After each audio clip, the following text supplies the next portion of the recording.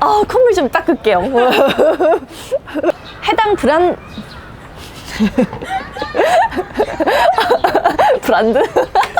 바깥도 봄이 오려고 합니다. 바람이 산들산들 불고 있는데 이 자동차 시장에서도 역시 산들산들 바람이 불고 있습니다. 바로 소형 SUV 바람이죠. 2019 뉴욕 오토쇼에서 현대차의 또 다른 SUV 베뉴가 공개됐습니다. 8월 출시 예정인 모델이죠. 산타페, 팰리세이드에 이어서 또 한 번 흥행을 이어갈 SUV로 주목받고 있습니다. 베뉴는 여느 SUV와는 그 모습이 조금 달라 보입니다. 일단 SUV 치고는 차체가 조금 작아 보이는데요. 현대차의 코나나 기아의 스토닉보다도 몸집이 약간 작은 걸로 알려져 있죠. 사진으로만 봐도 약간 작다는 느낌이 들긴 하네요. 재원을 보면 전장이 4040mm입니다. 현대차 라인업에 있는 다른 소형 SUV 코나보다 125mm 정도 짧군요. 기아의 스토닉보다도 100mm 짧습니다. 이렇게 작은데 모양새는 SUV라고 하니까 좀 오묘한 느낌도 듭니다. 전면부엔 양옆에 사각형 주간주행 등이 눈에 띕니다. 심플한 격자 무늬의 캐스케이딩 그릴은 베뉴의 개성을 드러내죠.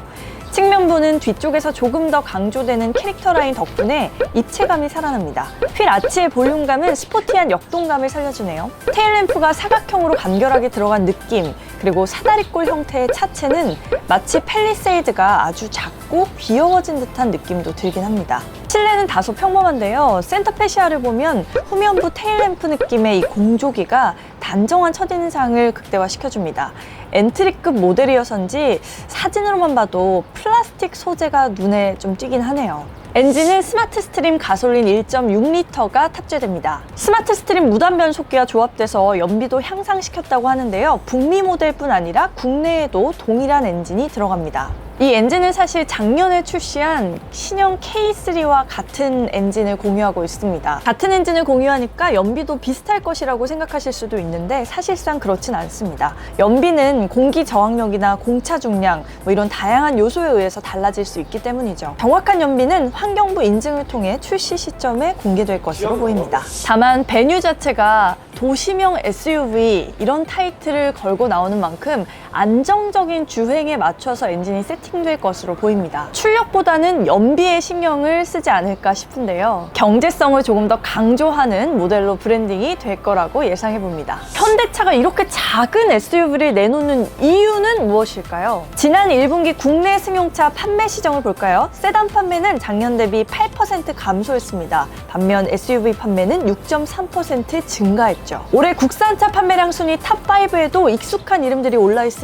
산타페 TM, 팰리세이드, 카니발, 전부 SUV입니다. 작년 상반기에 현대차는 이미 중형 SUV 산타페 TM을 통해서 안타를 쳤죠. 올해 상반기엔 대형 SUV 팰리세이드로 홈런을 쳤습니다.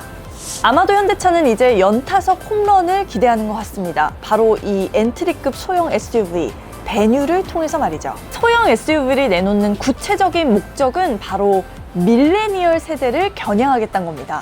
보통 SUV는 아이를 둔 40대에 가장 인기가 있죠. 실제로도 팰리세이드 사전 계약자를 보면 40대 비중이 30%로 가장 많았습니다. 이어서 50대가 27%로 뒤를 이었는데요. 40대에서 50대가 64%나 달한 겁니다. 자, 이제 20대, 30대를 위한 새로운 SUV 라인업이 필요했고 그 자리에 바로 베뉴가 등장한 거죠. 베뉴를 보면 다양한 인포테인먼트 시스템이 탑재될 것으로 알려졌습니다. 이 역시 밀레니얼 세대에 어필하기 위한 의도로 보입니다. 결국 가장 중요한 건 가격이 아닐까 싶습니다. 사회 초년생이 첫 차로 SUV를 구매하기에는 사실상 부담감이 있죠. 제가 현대차 관계자 측에 알아본 바에 의하면 아마도 이 베뉴는 아반떼보다는 조금 비싸고 코나보다는 약간 저렴할 것이다 라고 합니다. 그런 의미에서 저는 대략 1,400만 원 가량부터 시작하고 코나가 1,800만 원 가량부터 시작하기 때문에 베뉴는 그 중간 단계인 1,600만 원 선에서 가격이 책정되지 않을까 조심스레 예상을 해봅니다. 정말 이 정도 가격의 베뉴가 출시가 된다면 모닝이나 스파크 같은 경차를 풀옵션으로 해서 한 200만 원 정도를 추가하면 SUV를 구매할 수 있는 것과 마찬가지가 되는데요.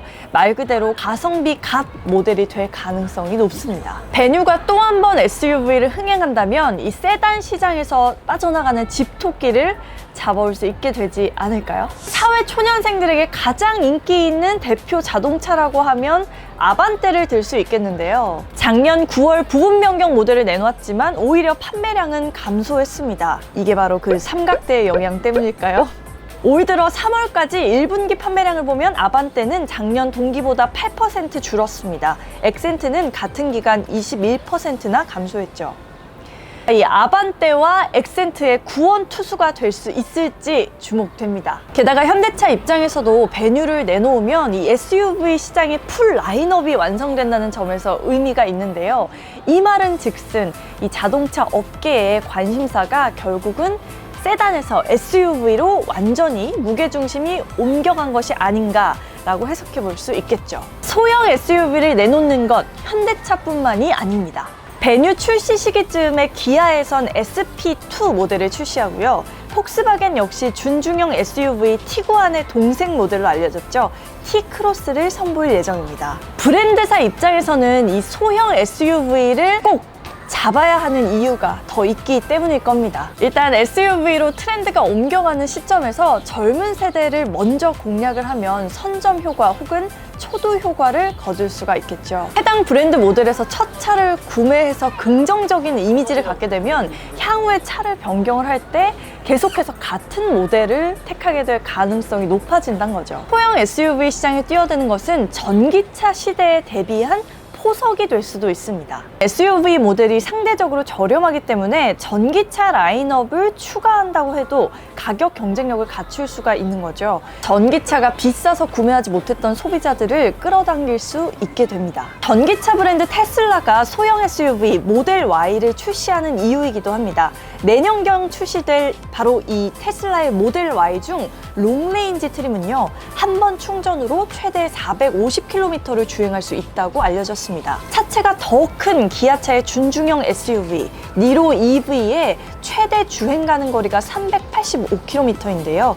이것보다도 긴 수준이죠. 작은 차로 오래 달릴 수 있다면 당연히 그만큼 경제성은 좋아지겠죠. 작은 자동차가 더 맵다. 자, 이 말이 곧 자동차 시장의 트렌드를 단적으로 보여주는 예가 될지도 모르겠습니다. 베뉴의 등장은 자동차 시장의 트렌드가 완전히 SUV로 이동했다라는 걸 보여주는 시금석이 될 전망입니다. 과연 밀레니얼 세대가 이 베뉴에 어떤 반응을 보일지 관심이 집중될 것 같습니다. 자, 그럼 저는 곧 또 새로운 컨텐츠로 찾아오겠습니다.